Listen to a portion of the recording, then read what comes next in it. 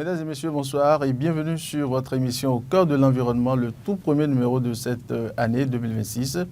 À l'approche de chaque élection, c'est la même chose, oui. Nos rues, nos murs et même nos arbres disparaissent sous des tonnes d'affiches. Les candidats veulent se montrer, ils veulent nous convaincre. Mais à quel prix pour la nature, une fois les élections finies? Ces milliers de papiers et cette colle chimique deviennent souvent des déchets qui traînent partout. Alors on se pose la question aujourd'hui, la question, peut-on faire de la politique sans salir nos villes? Comment faire pour que les campagnes électorales arrêtent d'étouffer notre environnement? C'est le débat de ce soir avec moi sur ce plateau. J'ai deux spécialistes que vous connaissez peut-être d'ailleurs. Dr Euseb Kakpo, bonsoir. Bonsoir, bienvenue sur l'émission Encore de l'environnement. Merci bien. C'est le tout premier de cette année 2026. Et c'est l'occasion de souhaiter les meilleurs vœux à toute la nation et paix électorale sur le pays. Merci. Docteur Sylvain Dubou, bonsoir. Oui, bonsoir monsieur le journaliste. Il y a très longtemps. Il y a quelques jours. Et l'environnement, comment est-ce que... Oui, l'environnement, en tout cas, on fait l'effort pour qu'il se porte bien. Parfait. Toutefois, il y a toujours, comme on le dit, des brebis galeuses, des gens qui n'ont pas encore compris. Je crois que doucement, doucement, ils vont y arriver. D'accord. Alors moi, je suis très content de vous retrouver une fois encore. Merci. Sur le plateau. Merci. Un plaisir partagé. Alors, avant d'entrer dans le vif du sujet, nous allons, avec la complicité, bien sûr, de la régie, de la technique, suivre cet élément. Depuis bientôt une dizaine d'années, le gouvernement s'investit avec des milliards dans le cadre de l'amélioration de notre cadre de vie, dans le cadre de la salubrité. On ne va pas permettre qu'à cause des élections, que nos villes soient salies. Et je voudrais rappeler également à nos téléspectateurs que depuis l'année passée, la ville de Cotonou, par exemple, est la ville la plus propre de notre sous-région. Alors, quand on parle des affichages sauvages, c'est les affichages qui ne sont pas autorisés. Et nous avons un test à la matière. C'est le décret 2023-453 du 13 septembre 2023. Alors, qu'est-ce qui n'est pas autorisé? C'est les affiches publicitaires sur les monuments, les mâts, les lampadaires servant à l'éclairage public, les poteaux électriques et télécommunications, les équipements publics concernant la circulation routière. Et à la matière, vous pouvez constater avec moi que depuis le vendredi où on a lancé les campagnes, que ce soit les feux tricolores, les lampadaires, les carrefours, les ronds-points, tout a été pris d'assaut par des affichages sauvages. Moi, ce soir, j'ai fait un tour depuis Akpakpa jusqu'à Kogbato. C'était ahurissant. C'est ça. C'était ahurissant.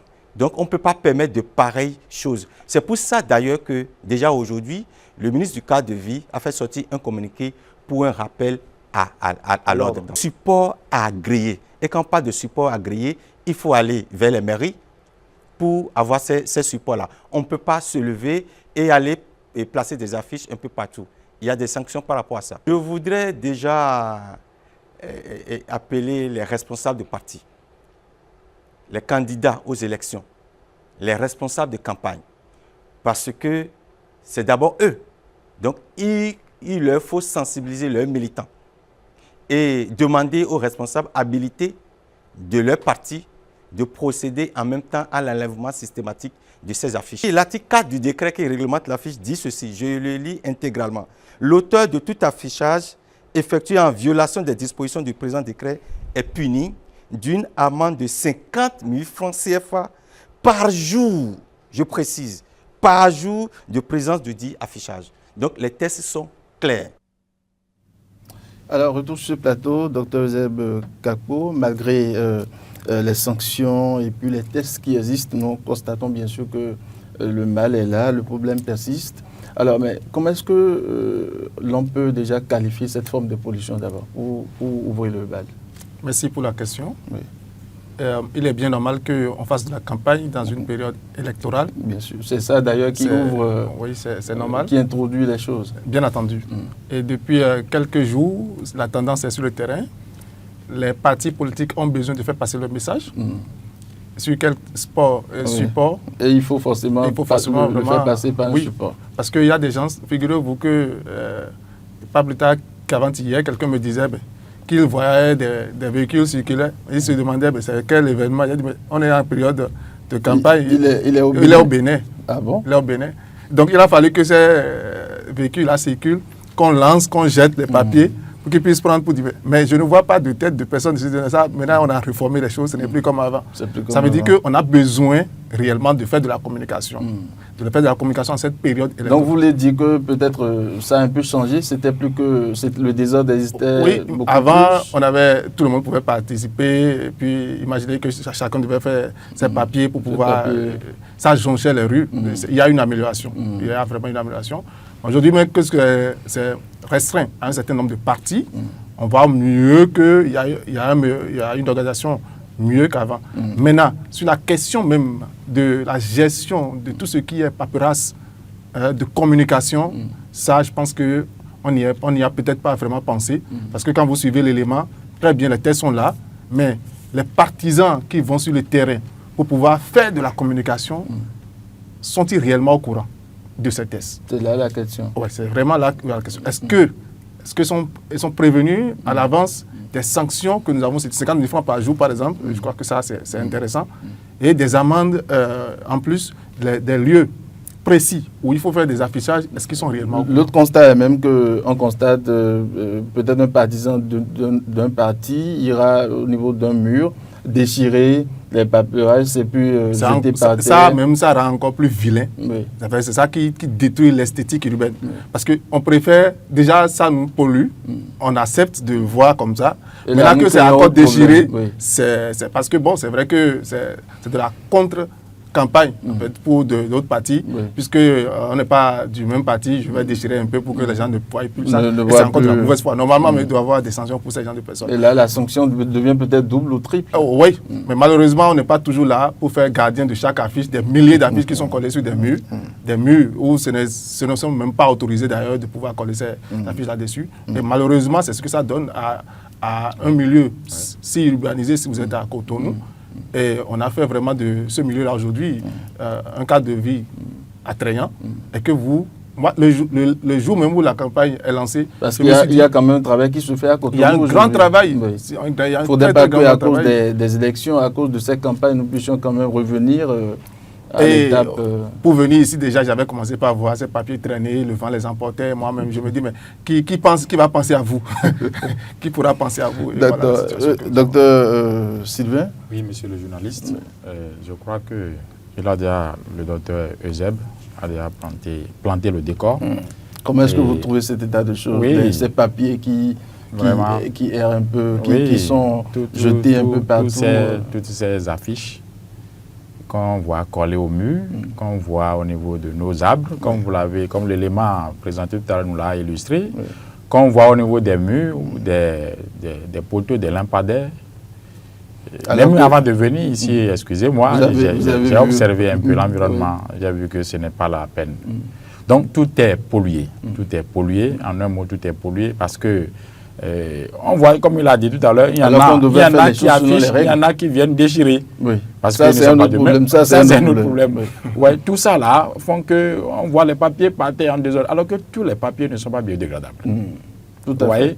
Donc, la vie de ces papiers ou la gestion de ces papiers après ou post-campagne, rien n'a été prévu. Et là, nous créons d'autres dommages pour l'environnement. Oui, obstruer nos caniveaux déjà ont commencé déjà à être obstrués. Il y a également tout ce qui concerne les espaces publics qui sont déjà encombrés de tous ces papiers. Alors que Cotonou est en train de militer, de faire des efforts, engager des efforts pour pouvoir assainir ou bien rendre ce cadre de vie plus simple, plus vivable. Tout à fait. Et voilà, donc il faut que ces formes de pollution soient prises en charge pour qu'on puisse vraiment aller de l'avant. D'accord. Docteur, je m'en vais vous poser cette question.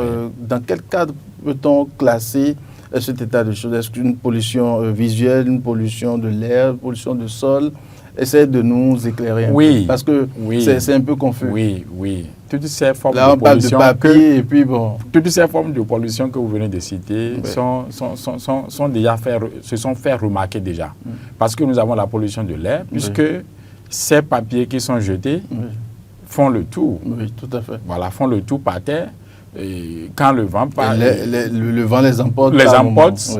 Et ces papiers-là qui sont déchirés, il y a des résidus également qui sont évaporés dans l'air. Il y en a qui sont en plastique. Qui vont peut-être se décomposer. Se décomposer, vous voyez. Voilà, l'air est déjà pollué comme ça. Maintenant, il y a aussi l'autre pollution, hein, la pollution sonore. D'accord. La pollution sonore qui est également là. Parce que... mais pourquoi vous parlez de pollution sonore? Oui, les bruits qu'on fait un peu partout là. Les bruits des papiers, c'est ça? Qui mesure, qui quantifie le nombre de décibels. Oui, des engins par exemple qui sont utilisés, les attroupements des caravanes. Oui, des caravanes, rien n'est contrôlé. Et on klaxonne avec les motos. Oui, tout ça là. Donc on peut faire de la campagne sans forcément. Autrement. Visuel, pourquoi? Parce que vous avez l'élément qu'on nous a montré tout à l'heure, vous allez voir FCB par ici, vous allez Démocrate voir Démocrate par là, vous allez voir Bière par ici, vous allez voir... Vous êtes de quel parti? Je suis de tous les partis. Je suis de tous les partis. Je suis de tous les partis. D'accord. Vous voyez, donc il y a tout ça. Vous allez voir Bière par là, UPR, le renouveau, etc. Donc tout ça là, c'est que tu ne peux pas regarder partout là, c'est qu'il y a tout. Donc, ça crée aussi de stress. Et il faut quand même faire les choses selon les normes. Selon les normes. Comme l'avons suivi. Oui, on devait avoir des espaces dédiés à ces affichages. Il y a pourtant des amendes et puis des tests qui réglementent. Malheureusement, je ne sais pas si les sanctions sont en train d'être vraiment infligées à ces personnes qui occasionnent tout ça. D'accord. Docteur Joseph Kakpo, oui. Mais je pense qu'il faut régler le problème en amont. Si on sait qu'en cette période, parce que si vous êtes à Cotonou, l'information circule, vous avez les moyens, les canaux digitaux. Maintenant, si vous êtes dans les milieux ruraux, vous n'avez pas forcément l'information qu'il faut. Bien sûr. Donc, c'est plus facile de le faire parvenir par des papiers. Encore que là-bas, est-ce qu'il y a post-gestion? Ici, à Cotonou, il y a de la post-gestion, parce que nous avons des structures, notre structure ZDS aujourd'hui, qui fait un travail important. Mais dites-moi, quels sont déjà les impacts directs de ce phénomène? Oui, déjà, vous n'étiez pas forcément... préparé à l'avance, du jour au lendemain, vous rencontrez des papiers sur le chemin. Et ces papiers en cours de dégradation peuvent joncher les caniveaux. Et vous étiez déjà en face d'une situation où les ménages, aujourd'hui, nous sommes en train d'apprendre de nouvelles pratiques, jetaient leurs ordures dans les caniveaux. Et en ajoutant maintenant ces papiers de campagne, vous voyez, ces papiers jonchent maintenant les circuits de circulation de l'eau. En temps de pluie, s'il y en avait, ça peut accélérer, ça peut avoir un facteur amplifiant sur les cas d'inondation que nous pouvions avoir. Notamment encore si ces papiers-là n'étaient pas des papiers biodégradables. Oui. Et donc, là, c'est autre problème. De même, ça peut avoir un impact sur la santé, le bien-être, la santé psychologique. Vous savez, vous n'êtes pas... Tout le monde n'est pas multipathie. Il y a des gens qui sont allergiques. Oui, il peut y avoir des gens qui, visuellement, dans cette tendance de pression de partout, peuvent ne pas se sentir dans leur environnement immédiat. Parce que l'environnement définit celui que vous êtes. Et donc, dans cet état de choses... Mais là, il peut quitter le pays. Non, 2 semaines, à cause de 2 semaines, il va accepter parce que, bon, on n'est pas contre les campagnes, on a besoin de campagnes. Mais il faut quand même comprendre que les temps sont en train de changer. Avant, on n'avait pas cette façon de communication. Quand moi j'étais petit, il fallait que celui qui est sur la liste électorale se déplace. Mais aujourd'hui, même avec mon téléphone portable, j'ai toutes les informations. Il est possible que les gens ont déjà pris leur parti. Ont déjà pris parti de quel parti ils vont s'investir ou voter. Et nous l'avons suivi dans l'élément. Il est bien dit que ces flyers, ces posters ne devaient pas normalement être collés n'importe où. Bien entendu. Mais le constat, c'est qu'on peut venir coller ça devant votre portail. Oui. Bien avant mais je suppose que je tente de faire quelque chose. Que Dieu fasse que je sois là au moment où vous venez coller. Parce que là, j'applique la loi, je ferai l'argent et j'enlève le papier après. Oui, parce qu'en réalité, même avant les périodes électorales, il y a les structures de communication qui existent. Ce n'est pas la mairie forcément qui prend ces engins. Non. Bien sûr. Et maintenant, ces structures savent dans la ville à quel endroit spécifiquement. Eux-mêmes sont amendés si jamais ils ne respectent pas ces règles. Et donc ces règles-là, si on doit les étendre en temps de période électorale où on sait qu'on doit faire de la campagne, on essaie de les amoindrir. Mais on doit donc situer chacun sur, voilà, la cartographie des lieux d'installation de communication. Étant donné qu'on a, maintenant la question, le plan qui va se poser, qui on met à telle place? Parce qu'on a plusieurs partis. On pose FCB ici, on pose B. Et là, c'est compliqué. Là, c'est voilà. Donc, on peut toujours trouver des alternatives. On peut les coller ensemble. Je ne sais pas ce qui va marcher. Mais je dis qu'il faut déjà commencer par régler le problème en amont. Et si on sait qu'on va vers des périodes de campagne, si c'est Ce pas des primes que les partis doivent payer, sachant qu'après les élections, nous, on ne sera pas forcément en mesure de passer. Imaginez que votre parti ne passe pas. Est-ce que vous allez repasser sur le terrain chercher les affaires? Vous êtes même déjà découragé. Est-ce qu'il ne faut pas déjà en amont penser la chose pour pouvoir avoir des fonds de gestion post-campagne, de gestion de ces déchets-là, notamment post-campagne? Je ne sais pas. Mais c'est une question que je me pose. Je pense que la question se pose, mais de plus en plus, je pense qu'on est en train d'aller vers... avant, on avait plus de papier, moi je le dis, mais aujourd'hui, je pense qu'on est en train de... Ouais. Docteur Djibou, il y a quand même un travail qui se fait déjà à Cotonou. Cotonou est très propre. Il ne faudrait pas que, à cause de ces campagnes, parce que c'est déjà les législatives et les municipales, bientôt les présidentielles. Alors, donc, dites-nous, il a dit que ces papiers essaient de boucher les carnivaux. À part cela, quels sont les autres... Oui, les trottoirs, les façades, comme il a expliqué tout à l'heure, sont obstrués et ces trottoirs, comme on l'a dit tout à l'heure, ces papiers avec le temps constituent par la suite des nids de microbes, des nids à microbes. Il a dit tout à l'heure que la santé aussi est engagée. Donc, il faut, moi je vois autrement aussi, ces commanditaires, ces responsables des partis politiques qui engagent des communications, des sensibilisations, des affiches, etc., vous voyez, ils ont été autorisés. Voilà. Si on peut intégrer dans ces autorisations un projet de gestion de tous ces déchets-là, vous allez voir, pour dire, et faire le suivi de la mise en œuvre de ces projets, ça serait bien. Normalement, ceux qui font les campagnes, ils devaient avoir quelqu'un spécialisé en environnement qui serait en train de dire oui, on avait prévu ceci, c'est suivant ceci qu'on a été autorisé, respecter ceci, canaliser. Le ministère du cadre de vie est à l'œuvre. Non, le ministère du cadre de vie seul ne peut pas faire le job. Lui seul ne peut, c'est une affaire de tous. Il représente l'État pour suivre, mais si chaque parti pouvait faire cet effort-là, ça serait bien. Nous allons, en tant que responsables de partis politiques, pour convaincre la population sur nos projets de société. Non. Normalement, dans nos projets, on devait aussi avoir un volet environnemental et social pour les convaincre, pour dire, tout ce que nous sommes en train de vous distribuer comme ceci, voilà comment vous devez les gérer. Voilà les dispositions que nous prenons pour prendre en charge tous ces déchets-là. On oublie carrément ce volet. On laisse tout ce volet-là. Attendons le soir du 10. Le 10 là, le 10 prochain le soir. Attendons, nous allons voir comment ces environnements, en tout cas tous ces espaces publics là, seront davantage pollués. Oui, davantage pollués. Docteur Euseb, les places publiques, qui rayonnent déjà, qui attirent beaucoup de monde, auront déjà de problèmes. Est-ce que nous pouvons quand même corriger le tir? Je ne sais pas si c'est une campagne... La place de l'Amazon, si je donne l'exemple peut-être de la place de l'Amazon. Je me demande si ce n'est pas en même temps une campagne générale de la population qu'il faut faire pour la salubrité post-campagne.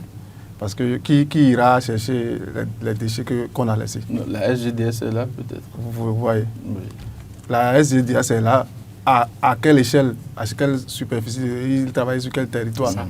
Voilà. Si nous sommes dans le Grand Okoué, on est limité. Et qu'est-ce qu'on fait des autres villes?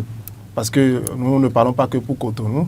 Qu'est-ce qu'on fait des autres villes? Donc du coup, c'est vrai, on aura ces lieux qui seront... Mais je pense que l'État ne va pas laisser ces lieux touristiques quand même pour le pays comme ça. Ça va vite passer. Mais quand on va sortir de Cotonou, quand on va commencer par aller, on va toujours remarquer sur des poteaux, sur des murs, sur des choses là, les papiers toujours collés, dégradés. Pareil, quand les papiers prennent de l'âge, ils sont plus totalement blancs, ils vieillissent façon, et c'est pas joli chose carrément. Voilà, donc. Alors, quelle est la part de responsabilité des responsables de partis politiques? Si je donne le cas du BR, de l'UPR, des démocrates, quelle est leur part de responsabilité concrètement? C'est de conscientiser leurs partisans à une meilleure gestion des affiches utilisées en période électorale. C'est très important.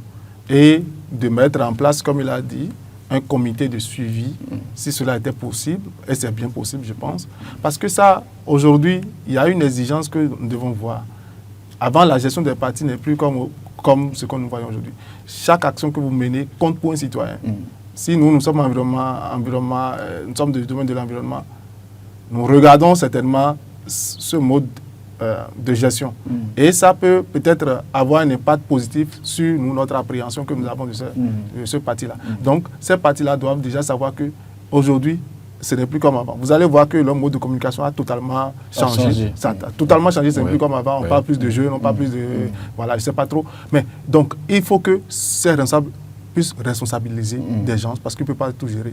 Pour dire, vous êtes du domaine de l'environnement, comme ils l'ont fait. Ils savent aujourd'hui, ils ont posé des gens dans le domaine de la jeunesse, ils ont posé des gens dans le domaine des réformes, ils ont posé tout ce que vous avez fait là. Essayez de penser également à la gestion de tout ce que vous allez faire. Parce que ce qu'on oublie, si vos affiches restent sur les murs et perdues dans le temps, ces affiches donnent une mauvaise image d'une manière ou d'une autre, le parti politique. Et vous savez que les visuels sont très importants.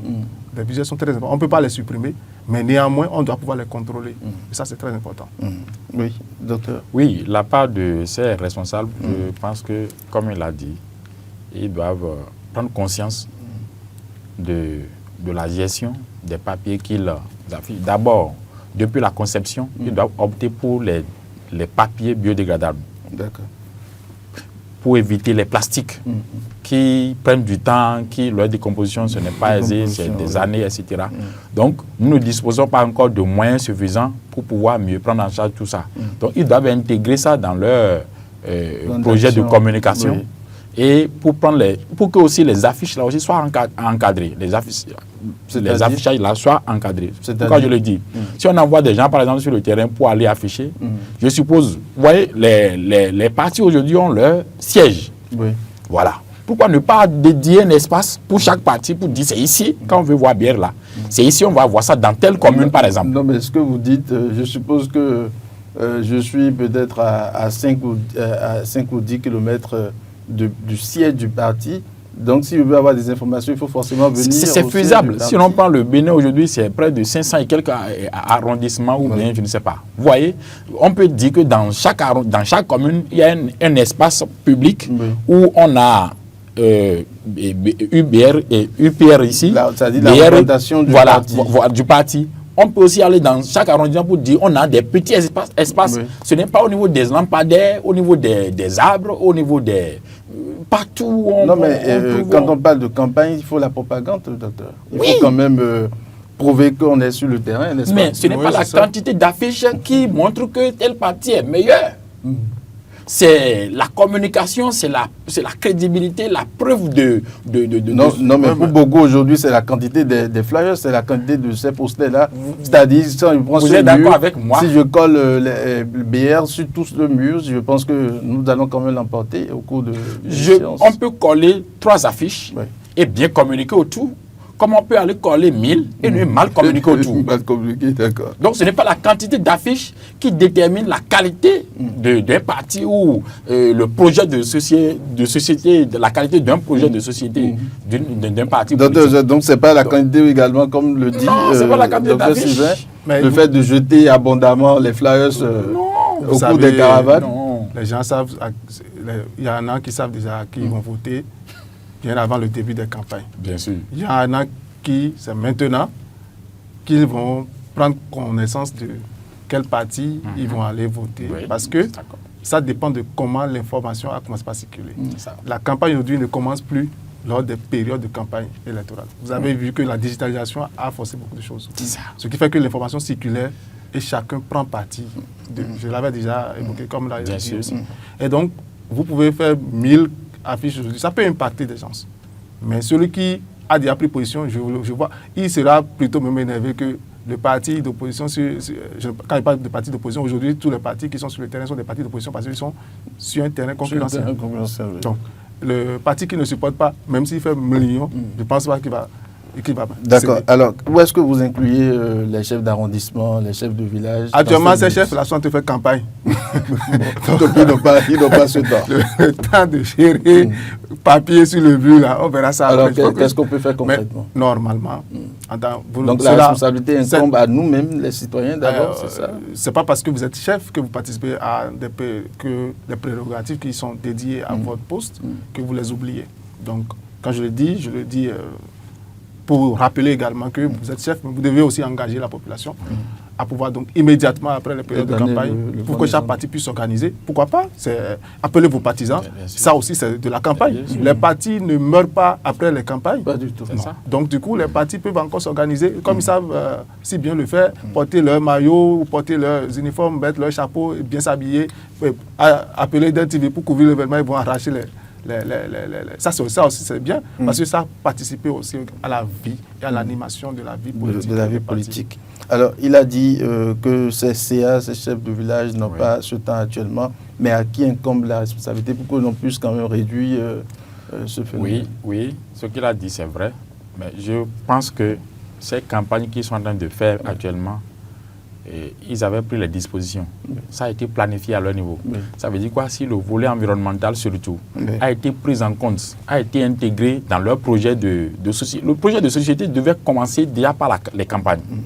C'est là qu'on doit commencer par impacter la population et l'environnement sur son projet de société. Combien de partis politiques concrètement inclus Moi, je pense que c'est surtout au gouvernement que je suis en train d'adresser ce petit message. Il faut un petit intervalle entre la fin des campagnes et les urnes. Ça permet, et ça serait un petit moment où on doit faire, je ne sais pas si ça serait un audit ou bien aller vérifier si les gens ont pris les dispositions, ce qu'ils avaient prévu dans le document avant l'autorisation de leur campagne. Est-ce qu'ils ont pu gérer ça? Est-ce qu'ils ont pu vraiment afficher aux endroits dédiés qui ont été prévus? Si on voit des papiers en désordre, c'est le moment de commencer à sanctionner avant les urnes. Ce sera compliqué. Ah, mais ce que vous dites là, c'est trop facile. Est-ce que c'est faisable? C'est faisable. C'est possible? C'est faisable. Ça va diminuer l'ardeur qu'on a vu. C'est faisable. Les gens auront peur d'afficher en désordre. C'est eux qui vont courir pour aller enlever tout ce qui est avant le jour de ce audit-là. Non, mais est-ce que les élections seront toujours, comme on le souhaite, des moments de joie et de gaieté? Oui, ça serait un moment de joie. Parce que nous savons que lorsqu'on tente la de santé de sanctionner, l'environnement, c'est notre santé. Oui. Si notre environnement est malade, c'est que nous sommes malades. Si tout le monde prend conscience de ça, les gens vont faire ça avec joie. Ils vont courir les nuits et enlever tout ça là eux-mêmes, avec joie même. Alors, on était en train de parler tout à l'heure, notamment, Dr Zeb a parlé des campagnes numériques. Est-ce que c'est peut-être pas une solution qu'il faut c'est la meilleure. C'est vrai que ça pollution, mais dans les groupes, les liens, vous voyez les démocrates, les BR, oui, la pollution est moindre par rapport aujourd'hui. Même ceux qui n'ont jamais été à l'école utilisent WhatsApp. En tout cas, regarde quand même. Même ma grand-mère au village, ils n'ont jamais été à l'école, mais on leur demande papier. C'est voilà telle personne, il faut choisir. Regarde la position, etc. Donc ça veut dire que par la communication numérique, on peut aussi toucher ces cœurs-là et pour qu'ils puissent adhérer à nos idéaux et à nos projets de société. Je pense que c'est la meilleure façon. Si on peut aussi arriver à cette étape et ça serait zéro affiche pour des campagnes, ça va nous aider. L'environnement va évoluer. Les campagnes numériques, peut-être l'autre solution. Bien entendu, parce que, comme je vous l'ai dit, les smartphones existent depuis longtemps. Et avant, comme je vous l'ai dit, il n'y avait pas de smartphones. Et les gens devaient se déplacer pour aller se faire montrer. Et pour que l'individu sache que telle personne peut participer à telle. Mais aujourd'hui, tu n'as pas besoin de faire ça. Bien vrai, la tendance numérique n'est pas la même quand on se retrouve à Cotonou que quand on se retrouve dans des bas niveaux. Bien sûr. Donc, on va essayer d'équilibrer. Mais quoi qu'on dise, aujourd'hui, comme tu l'as dit, tout le monde a presque les smartphones. Mais ce qu'on ne remarque plus aujourd'hui, c'est les foules. Peut-être ça va venir pour les autres élections, mais je ne vois plus les rassemblements, des grands rassemblements qui impactent. Parce que si vous faites... Ils savent, c'est parti, je sais que ça fait partie de leur programme certainement. Mais les grands rassemblements, et on fait les images, quand ça circule, ça donne un peu plus. Ça va beaucoup plus porter d'ailleurs. Parce que l'individu se dit, mais tel parti a pu mobiliser jusqu'à tel millier de personnes, il doit avoir quelque chose derrière.